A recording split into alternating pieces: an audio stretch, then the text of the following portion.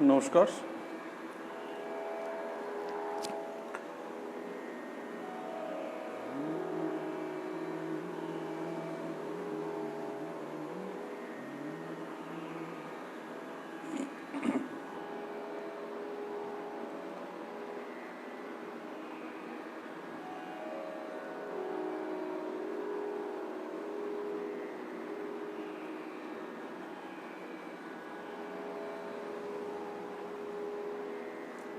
नमस्कार। मैं दीपक चक्रवर्ती, वेस्ट बंगाल शांति निकेतन से।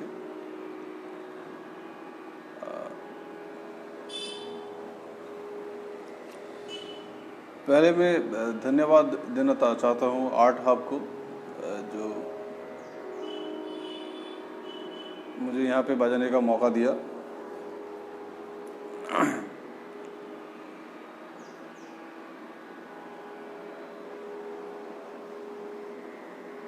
आज मैं शुरुआत करूँगा राग यमन से, लेकिन पहले मुझे ठीक से सुनाई दे रहा है ये मालूम होना चाहिए। क्या मेरा आवाज़ आ रहा है ठीक से?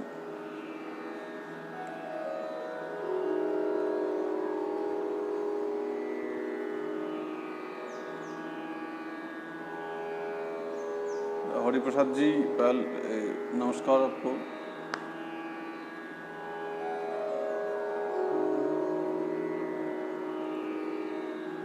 ठीक है, फिर मैं शुरुआत करता हूँ।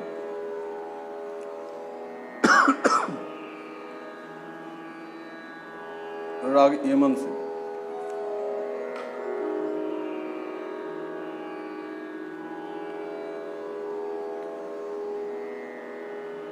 थोड़ा सा आलाप बजाएंगे, उसके बाद 3 ताल में गद बजाएंगे।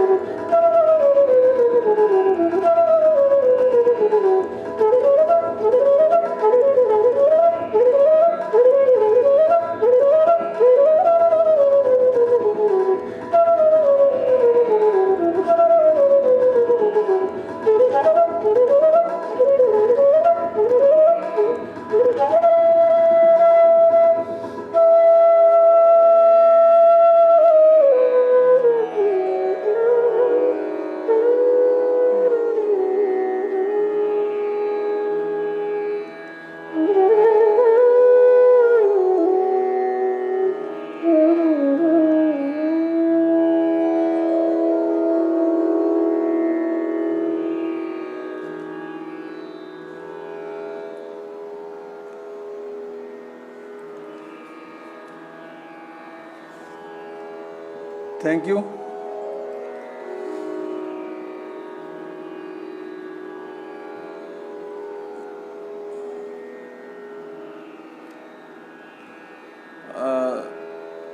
थोड़ा सा मैं शेयर करना चाहता हूँ मेरा जो बांसुरी का टाइप है, ये क्यों त्रिपाड़ा फ्लूट कहा जाता है इससे। तो ये मैं चाहता हूँ कि मैं आप लोगों से शेयर करूँ।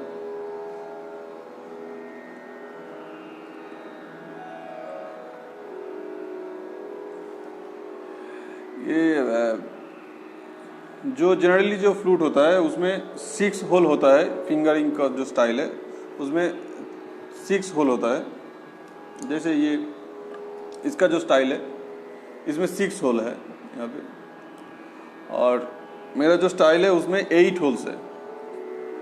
यहाँ पे 7 होल्स है, 1 2 3 4 5 6 7, एंड पीछे एक और है। तो इसका जो खासियत है, ये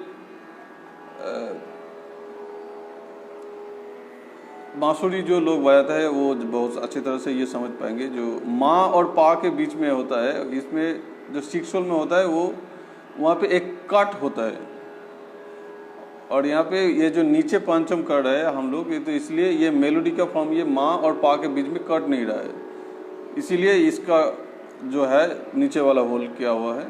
और दाहिना हाथ में जो एक अलग है उसमें कोमल निषाद है, तो हम लोग कोमल निषाद का आलादा होल कर लिया है, उसमें कोमल निषाद बजाते हैं हम लोग। तो ये बहुत ही रेयर इंस्ट्रूमेंट है, 4-5 लोग ही बजाते हैं ये। और मैं थोड़ा सा एक्सपीरियंस भी शेयर करना चाहता हूँ एक चीज़ का, जो मुझे लगा शेयर करना चाहिए, क्योंकि हम लोग जब सीखते हैं तो क्या क्या दिक्कत और कठिनाई हम लोगों के सामने आते हैं, ये जो फेस करते हैं वही बोल पाएंगे, नहीं तो बोल नहीं पाएंगे। जो मुझे जो जो हुआ चीज़ वो मैं बोलना चाहता हूँ, जो क्योंकि मैं जब सिखाता हूँ तब मैं ये ध्यान में रखता हूँ कि मेरे साथ जो कुछ हुआ और मुझे जो जो प्रॉब्लम का सामना करना पड़ा, वो मेरा जो स्टूडेंट है उन लोगों को नहीं करना पड़े। तो क्या है ना, फर्स्ट ऑफ ऑल गुरु ठीक से चूज करना चाहिए। क्योंकि आप जब एकदम बिगिनर है तो आपको मालूम ही नहीं होता है कि क्या करना चाहते हैं और क्या कर रहे हैं आप। तो ये गुरु को ही पता होता है कि आपको कौन सा ट्रैक में ठीक से ले जाना चाहिए। अगर गुरु चुनना भूल हो गया तो आपका बहुत समय बर्बाद हो जाएगा। ज़्यादातर लोगों का यही होता है, मेरे साथ भी ऐसा हुआ है। तो इसीलिए मैं बोलना चाहता हूँ कि गुरु ठीक से चुनिए, उस गुरु के पास जाइए सीखने के लिए जो आपको सुने, आपको महसूस करे और हर वक्त आपके पास ऐसे खड़ा रहे जैसे आपको गाइड करना चाहते हो कि भविष्य में आप जहाँ भी जाना चाहते हो वहाँ पे आपको पुश करे, जो कैसे आपको जाना पड़ेगा। अदरवाइज आप गुरु चेंज कर लीजिए। ये बात ध्यान में रखिए कि जब गुरु सोचने लगे कि ये स्टूडेंट मेरा बराबर आ गया, मुझसे ही कंपटीशन कर रहा है अभी, तो वो गुरु आपके लिए हार्मफुल हो जाएगा। तो पहले ये बात ठीक से समझ लीजिए और ठीक से गुरु चुन लीजिए। ठीक है, पहले जो ये बात हम लोगों का बंगाल में था कि गुरु मिले लाख लाख चेले मिले एक, तो अभी ये शायद उल्टा हो गया, चेला मिले लाख लाख गुरु मिले एक। तो ये मेरा एक्सपीरियंस था खुद का। मेरा बहुत सारा कठिनाई आए जीवन में सीखने के लिए, और जो भी बजा रहा हूँ आज ये गुरु का ही दान है। लेकिन अभी जो हुआ, किसी का नाम नहीं करना चाहता हूँ मैं। अभी इसके बाद बजाएंगे मेघ मल्लर, और ये एक तल में होगा। छोटा छोटा बजा रहा है क्योंकि विलंबित नहीं बजा रहा है, क्योंकि ये ज़्यादातर बोरिंग हो जाता है।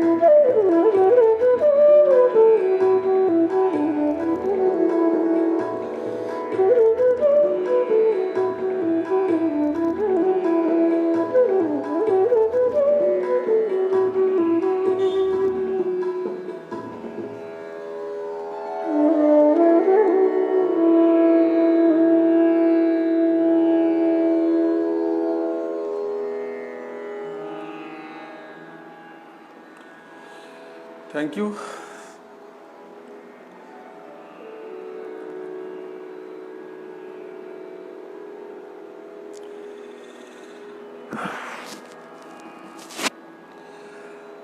और एक छोटा सा बात मैं शेयर करना चाहता हूँ।